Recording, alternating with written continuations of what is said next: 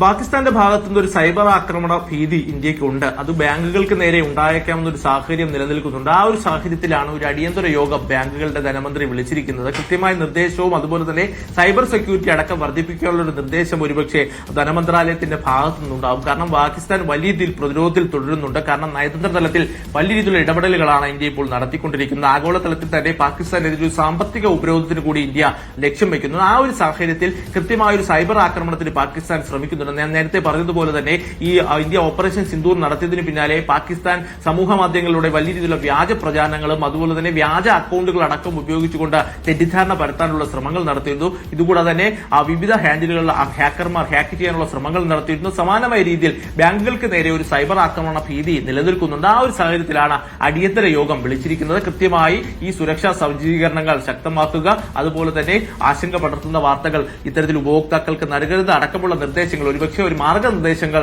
ബാങ്കുകൾക്ക് കേന്ദ്ര സർക്കാർ നൽകിയിരിക്കും. അടിയന്തരമായ ഒരു സാഹചര്യം നിലനിൽക്കുന്നുണ്ട്. അതുകൊണ്ട് തന്നെ കൃത്യമായി ഈ സജ്ജീകരണങ്ങളെല്ലാം ഈ ബാങ്കുകൾ ഒരുക്കണമെന്നൊരു നിർദ്ദേശം തന്നെയായിരിക്കും കേന്ദ്ര സർക്കാരിന്റെ ഭാഗത്തുനിന്ന് ഉണ്ടാവുക.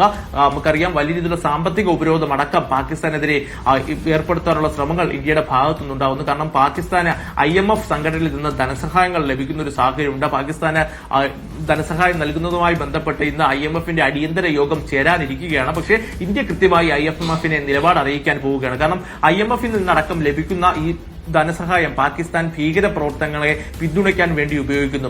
പാകിസ്ഥാനിലെ ജനങ്ങൾക്കല്ല, മറിച്ച് ഭീകരതയെ പിന്തുണയ്ക്കുവാനും ഭീകരവാദികളെ പരിശീലനം ചെയ്യാൻ വേണ്ടി ഈ പണം പാകിസ്ഥാൻ ഉപയോഗിക്കുന്നുവെന്ന് തന്നെ IMFൽ ഇന്ത്യ ചൂണ്ടിക്കാണിക്കുകയാണ്. അതുപോലെ തന്നെ FATF എന്ന സംഘടന പാകിസ്ഥാനെ ഗ്രേ പട്ടികയിൽ ഉൾപ്പെടുത്തണമെന്നൊരു ആവശ്യം കൂടി ഇന്ത്യ മുന്നോട്ട് വയ്ക്കും. അത്തരത്തിൽ ഗ്രേ പട്ടികയിൽ പാകിസ്ഥാനെ ഉൾപ്പെടുത്തിയാൽ പാകിസ്ഥാന് ഇത്തരത്തിൽ ആഗോളതലത്തിൽ നിന്ന് ലഭിക്കുന്ന സഹായങ്ങൾ നിലയ്ക്കും. പാകിസ്ഥാൻ നമുക്കറിയാം സാമ്പത്തിക മാന്ദ്യം കൊണ്ട് പൊറുതിമുട്ടിയ ഒരു രാജ്യമാണ് പാകിസ്ഥാൻ എന്ന് പറയുന്നത്. അപ്പോൾ ഇത്തരമൊരു ധനസഹായം കൂടി ലഭിക്കാതിരുന്നാൽ പാകിസ്ഥാനെ പ്രതിരോധത്തിലാക്കുമെന്ന കാര്യത്തിൽ സംശയമില്ല. പെഹൽഗാം ഭീകരാക്രമണത്തിൽ പാകിസ്ഥാന്റെ പങ്ക് കണ്ടെത്തിയതിന് പിന്നാലെ തന്നെ കൃത്യമായി നയതന്ത്ര തലത്തിൽ ഇന്ത്യ പാകിസ്ഥാനെതിരെ ഒരു ഉപരോധം സൃഷ്ടിച്ചിരുന്നു. സിന്ധു നദീ ജലകരാർ മരവിപ്പിച്ചിരുന്നു. അത് പാകിസ്ഥാന്റെ കിഴക്കൻ പ്രവിശ്യയെ തന്നെ വലിയ രീതിയിൽ ബാധിക്കുന്ന ഒന്നാണ്. കൃഷി മേഖലയെ പൂർണ്ണമായും പാകിസ്ഥാനെ ബാധിക്കും. കാരണം ഈ കിഴക്കൻ മേഖലയിലെ പഞ്ചാബ് പ്രവിശ്യയിലാണ് പൂർണ്ണമായും കൃഷി പാകിസ്ഥാന്റെ കേന്ദ്രങ്ങൾ ഉള്ളത്. അവിടെ ഈ ജലം എത്തിയില്ലെങ്കിൽ അത് പാകിസ്ഥാനെ വലിയ രീതിയിൽ ബാധിക്കും. അത്തരത്തിൽ സാമ്പത്തിക ഉപരോധം അതുപോലെ തന്നെ ഇത്തരത്തിലുള്ള ഉപരോധങ്ങൾ അടക്കം ഏർപ്പെടുത്തി പാകിസ്ഥാനെ കൂടുതൽ ഉപരോധത്തിലാക്കുക എന്നത് തന്നെയാണ് ഇന്ത്യ ലക്ഷ്യം വയ്ക്കുന്നത്. അത് പക്ഷേ ഭീകരവാദത്തിനെതിരായ പാകിസ്ഥാൻ നിലപാടുകൾക്കെതിരെയാണ്. ഒരു യുദ്ധമല്ല, മറിച്ച് പാകിസ്ഥാൻ ഭീകരതയെ പിന്തുണയ്ക്കുന്നു. ആ നിലപാടിനെതിരെയാണ് ഇന്ത്യ നിലപാട് എടുത്തിരിക്കുന്നത്. ഇന്ത്യ ഓപ്പറേഷൻ സിന്ദൂർ നടപ്പിലാക്കിയതും ഈ ഭീകരതയ്ക്കെതിരെയാണ്, ഭീകര ക്യാമ്പുകൾക്കെതിരെയാണ്. അല്ലാതെ പാകിസ്ഥാന്റെ സാധാരണ ജനങ്ങളെയോ അതുപോലെ തന്നെ പാകിസ്ഥാനിലെ സൈനിക ക്യാമ്പുകൾക്കോ നേരെ അല്ല.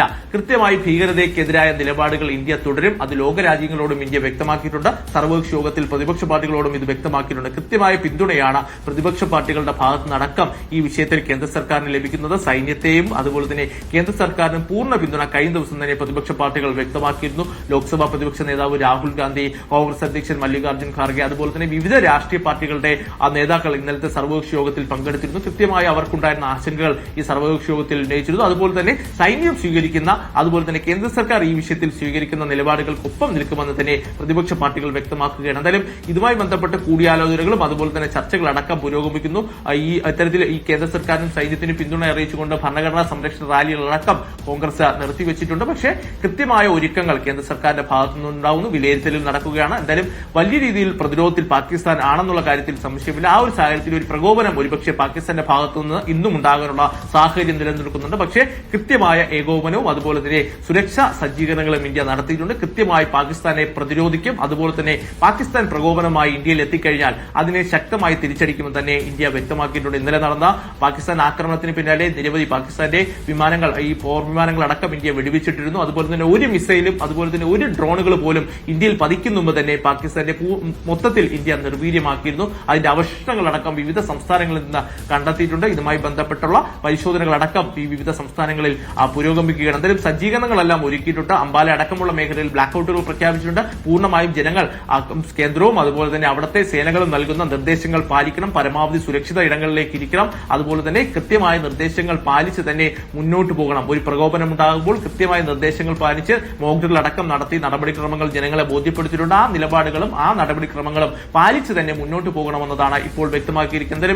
രാജ്യം കരുതലോടെ കൂടി തന്നെയാണ് ഇരിക്കുന്നത്. കൃത്യമായ വിലയിരുത്തലുകളും അതുപോലെ തന്നെ സജ്ജീകരണങ്ങളെല്ലാം പൂർത്തിയായി കഴിഞ്ഞു.